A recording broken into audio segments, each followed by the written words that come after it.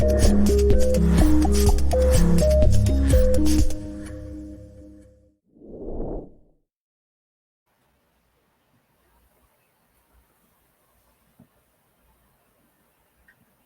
everybody, and welcome back to the Environmental Changemakers series brought to you by Environmental Scouts. In a few minutes, we will have the pleasure of hearing from our special guest, Danielle Klein, lead teacher from Planet B Foundation. Welcome, Danielle. Hello, welcome. Thank you for having me. Absolutely. So I am Adrianna Glazener, co-founder of Environmental Scouts.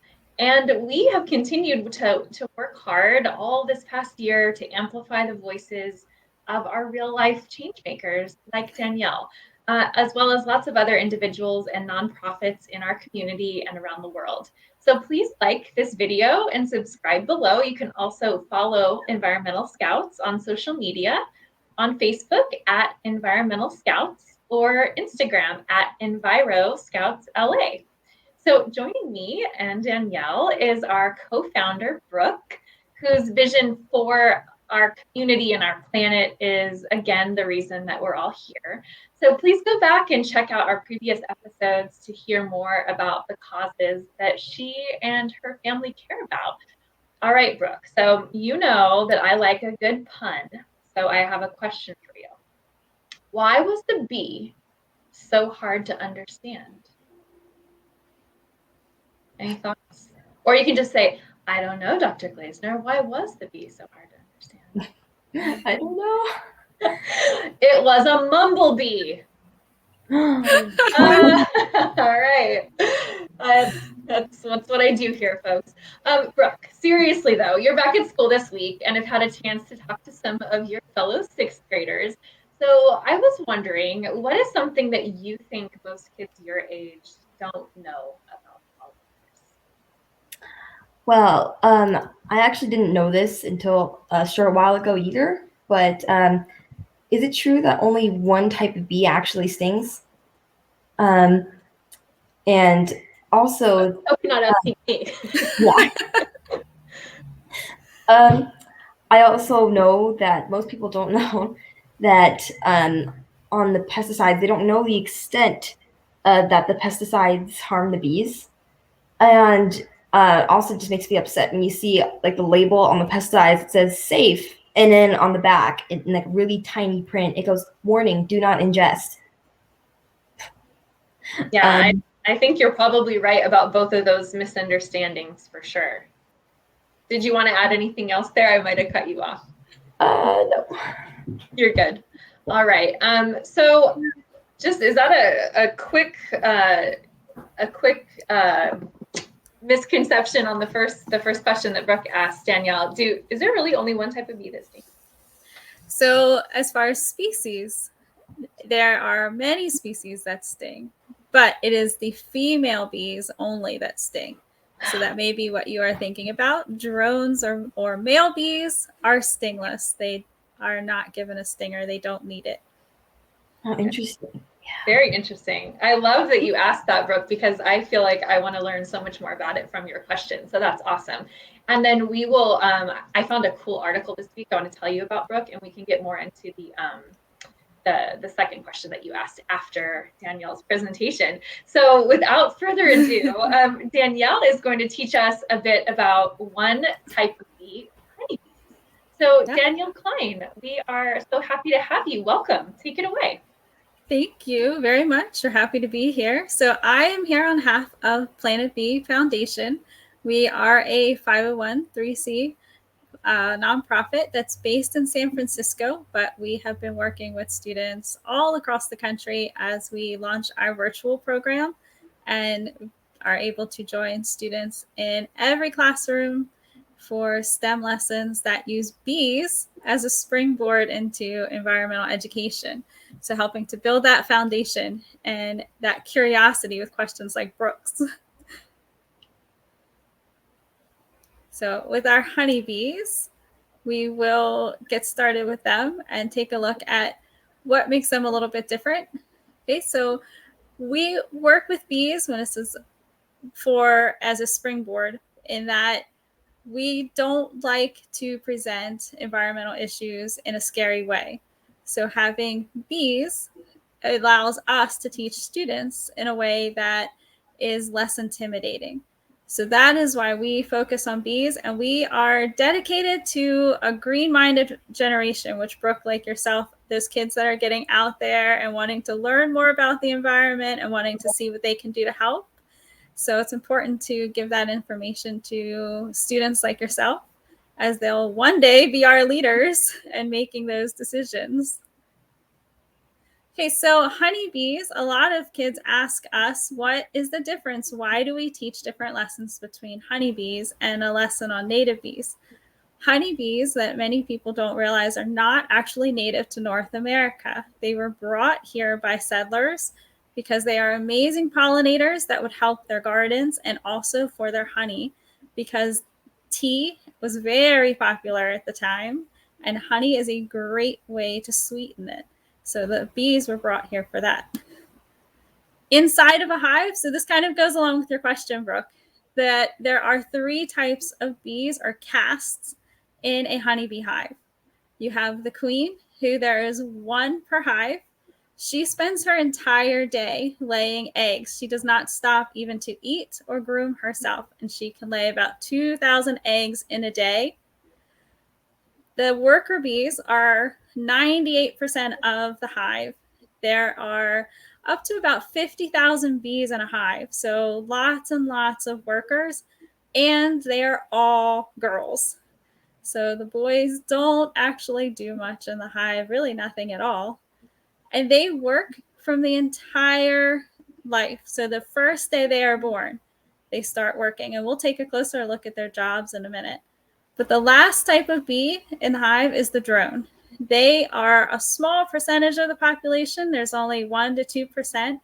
Those are the boys, and they just lay around and eat.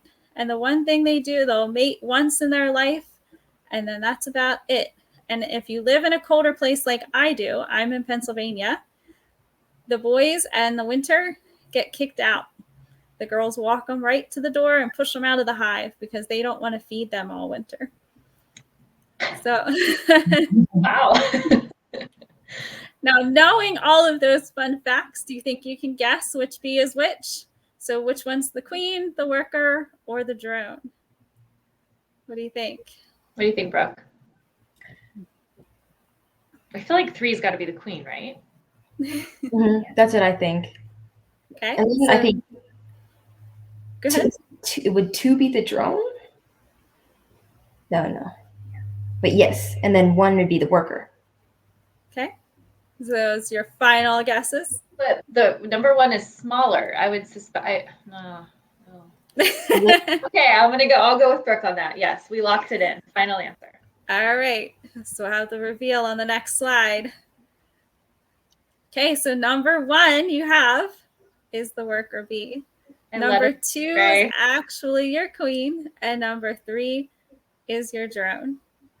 So your worker bees are the smallest because of all these amazing jobs that they do. Like we said, they work from the day they were born. So Brooke, that would be like the day that you were born. The doctor says, hey kid, before you leave, can you clean up this hospital room for us? Would you want to do that? Would you be okay with that?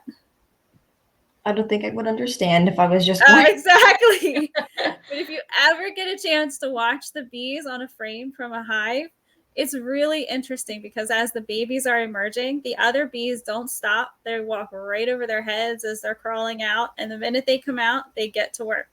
They have to start helping as a cleaner bee to clean up after their 50,000 roommates. That is the first 1 to 3 days of their life. After that, they become a nurse. So for the next 4 to 5 days, they are a nurse bee, which means they, even though they're still very young, have to now care for all the babies and feed the brood. They are the ones that put the food in the cells with the brood as the queen is laying them and make sure that the young are taken care of. After that, you are already at the middle of your life. So honeybees live about 4 to 6 weeks. So by now, you're about 2 weeks in, you're about halfway through.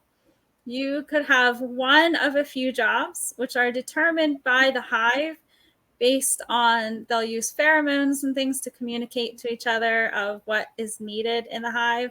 But you could be a honeymaker bee, which means that you have to make honey, which is, to do that, you need extremely strong, fast wings. Honeymaker bees have to flap their wings about 200 times per second. Or you might become a wax maker bee, which means you are basically the builder of the hive. You are using the wax created with cells in your abdomens or glands that you excrete. You're chewing it. So you have to have really strong jaws to shape it into those hexagon shapes. Another job that's not on here, but that you might also have at the middle of your life, is to be the undertaker bee. Bees with their short lifespan, many do die in the hive. It's not healthy to keep them inside the hive. So if you're the undertaker, you have to carry the dead bees out and put them out the door. But the very last job of your life is the most dangerous. So you have to be the wisest and oldest bees in the hive to be a forager. Those are the bees that you see. They're the ones that visit the flowers to gather the nectar and the pollen. They're like the chefs of the hive, bringing it back, giving it to the honeymaker bee. And that is what you will see the bees themselves eating, and what also makes the honey. So the life cycle of bees starts when the queen lays those eggs. So 2,000 a day is a lot of bees. That's how you very, very quickly get to about 50, or even up to 80,000 in a hive. And you can see either look at like a tiny grain of rice. Once they are laid, they are taken care of for a few days, 5 to sometimes 7, depending on the hive and the conditions. Then the wax maker bee comes along, caps them off with wax. They are tucked in with bee bread. Any guess what that might be? If you're a baby bee, it's your first food. What do you think it is? Probably something gross. What do you think, Brooke? Any guesses? Honey, I would assume. The honey is saved for the parents. So your bee bread has 3 ingredients.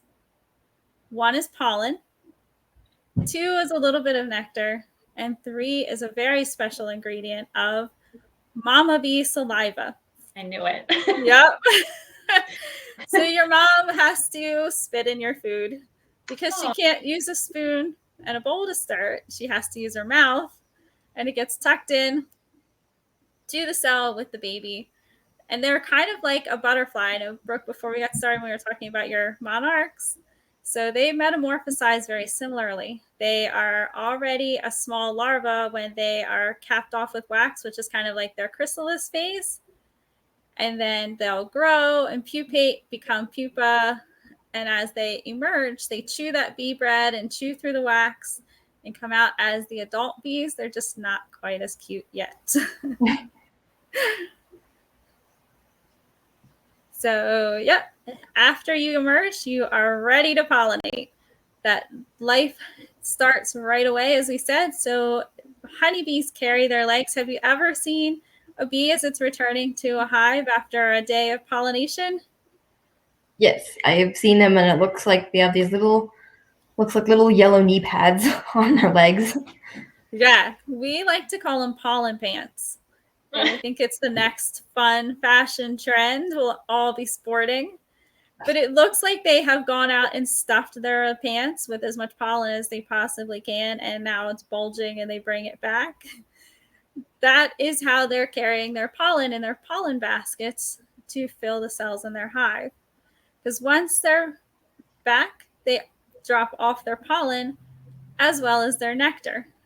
So the nectar, they use their very, very long tongue, called their proboscis, which pokes down into the flower and reaches the nectar inside, slurps it up like a straw, and then is brought back to the hive as well.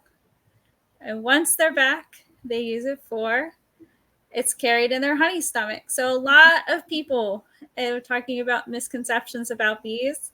You will hear a lot of people refer to honey as bee throw up. It is not, because it does not reach their digestive juices. The nectar is carried in a separate pouch. So it's almost like they have an internal backpack. They can't carry it on the outside, they just carry it inside.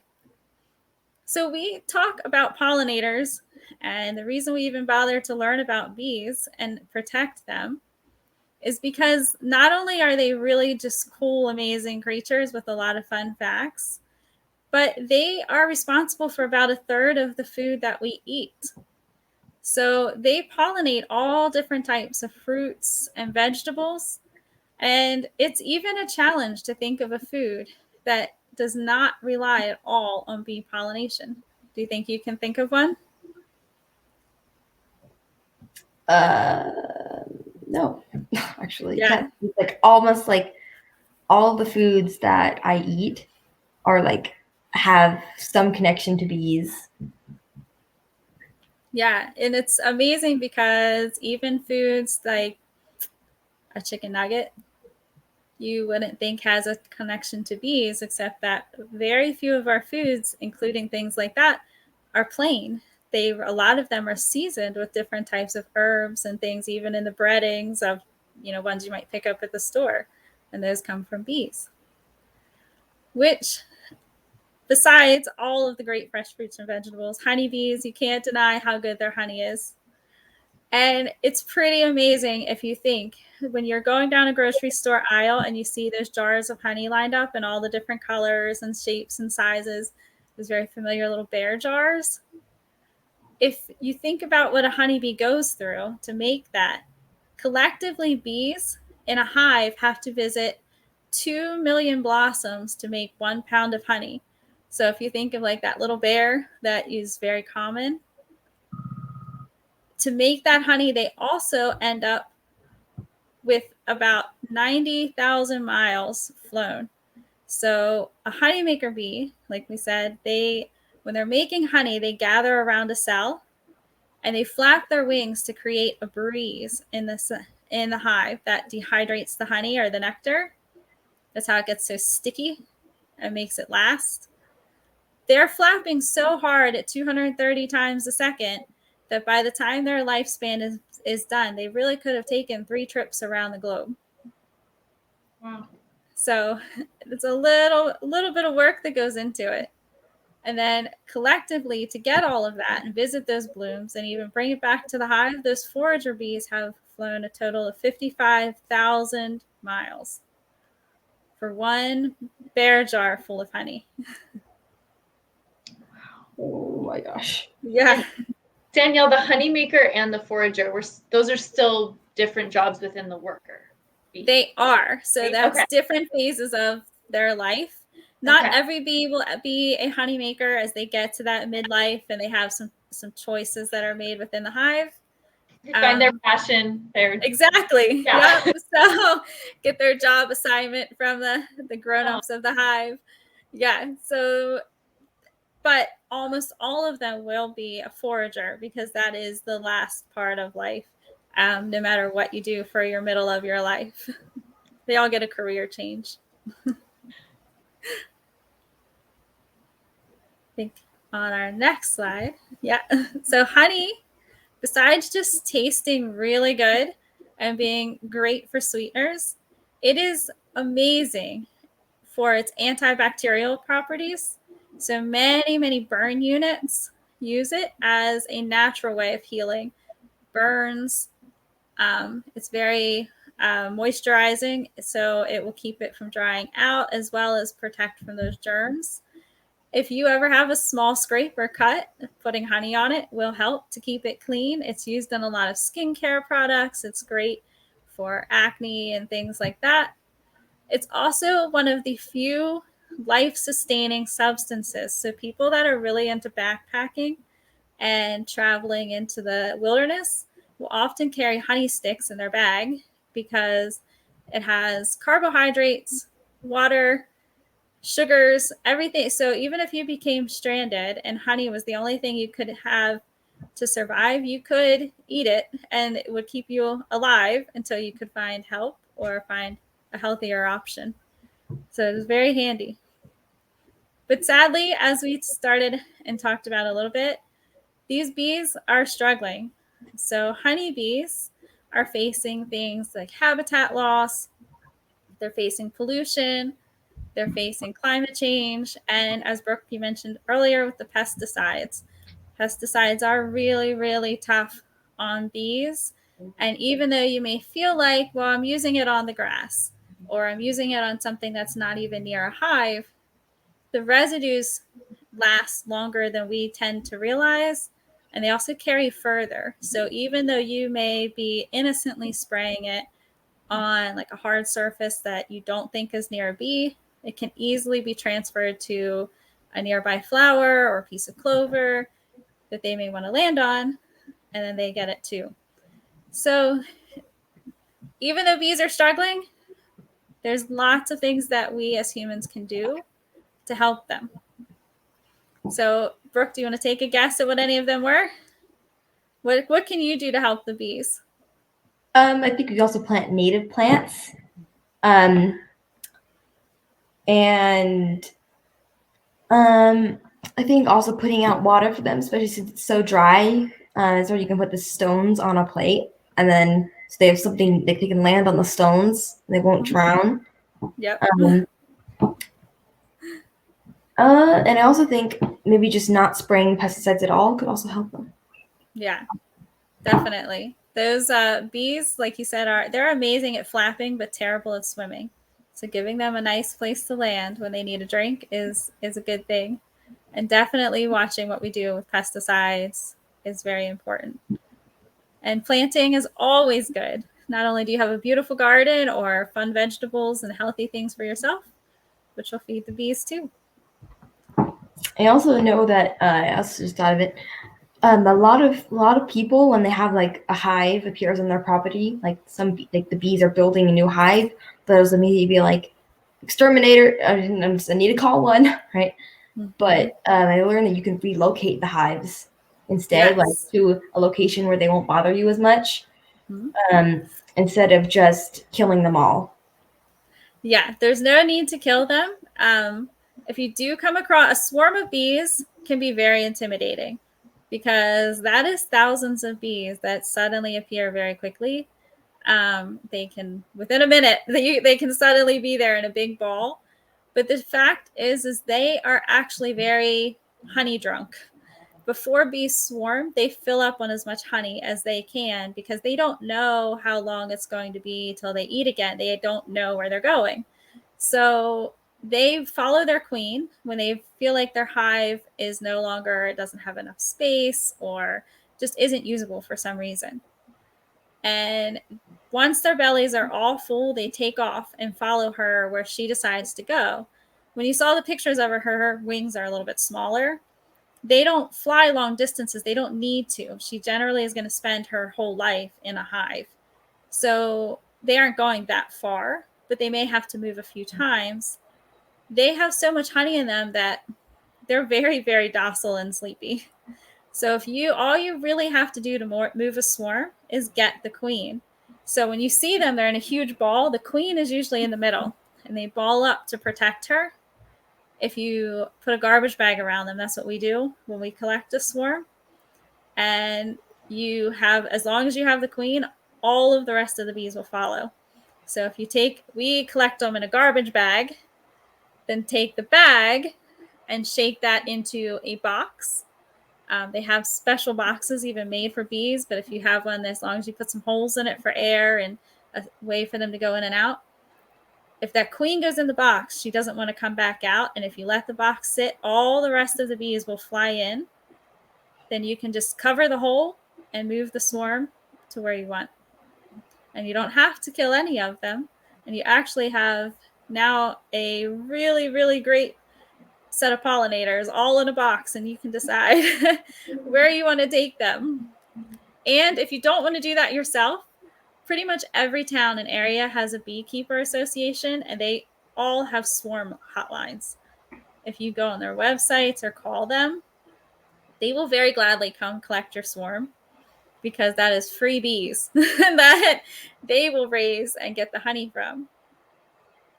That's great advice, Danielle. And Brooke, those were awesome ideas in terms of helping bees. You guys mentioned planting for pollinators and making sure that you're not, exterminating them, obviously, and then putting out water, which I sent you guys a picture, Brooke. I put out my little water dish for my bees next to my sunflowers.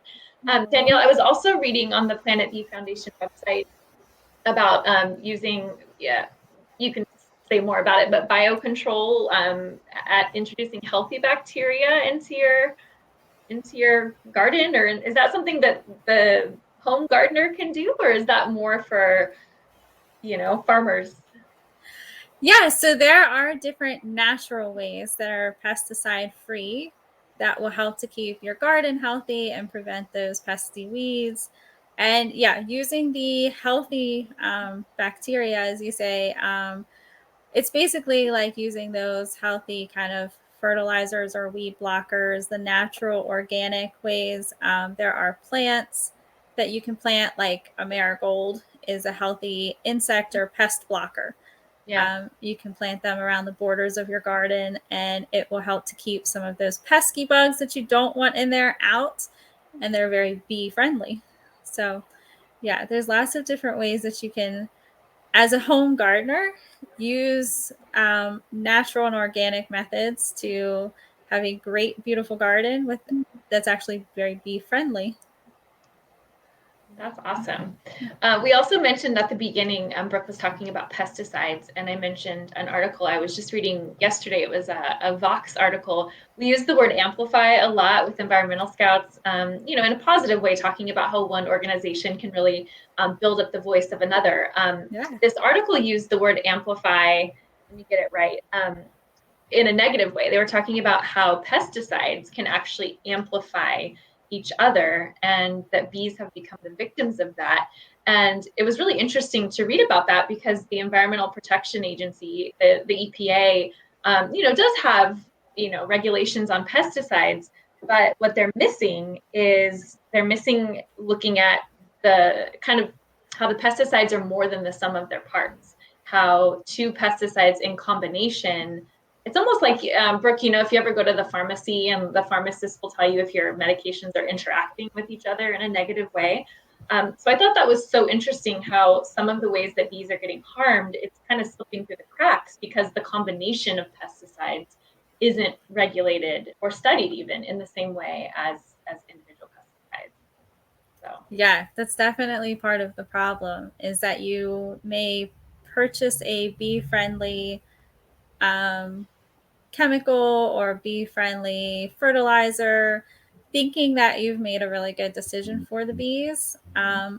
But depending on what else you may use in your garden or have naturally in your soil or have in your area, you can have an unpredicted reaction as far as once those things mix. So yeah, the chemistry is definitely, and that's really complicated for the average person to consider, to take everything and know it automatically what it's going to react with is hard. We like to suggest that good old fashioned manual labor for keeping the weeds out and digging them out, and planting accordingly. If you plant enough, then you won't have to worry about them, and you won't have to worry about the chemical reactions.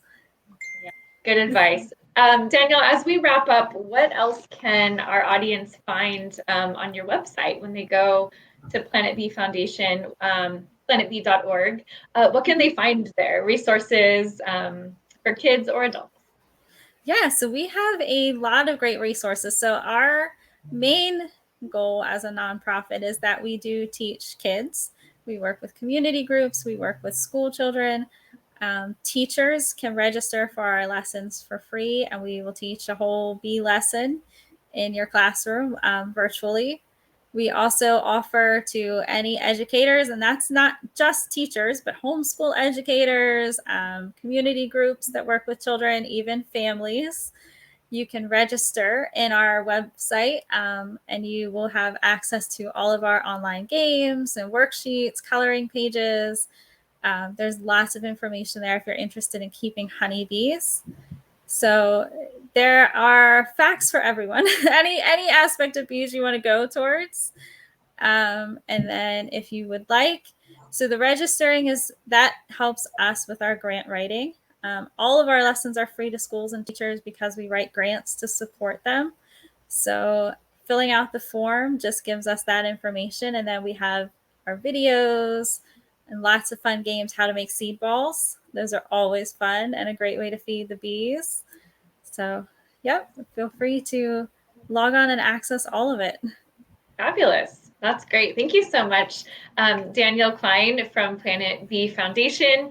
You can check them out on Instagram at planet_bee, on Facebook at Planet Bee Foundation, and on Twitter at planet_bee. And of course, we already mentioned their website, planetbee.org. So thank you, Danielle, so much. We so appreciate it. We will see you again for our native episode. And yeah, Brooke, good to see you. Be safe out there. Yeah. Bye, guys. Beautiful day. I like it. Bye. Bye.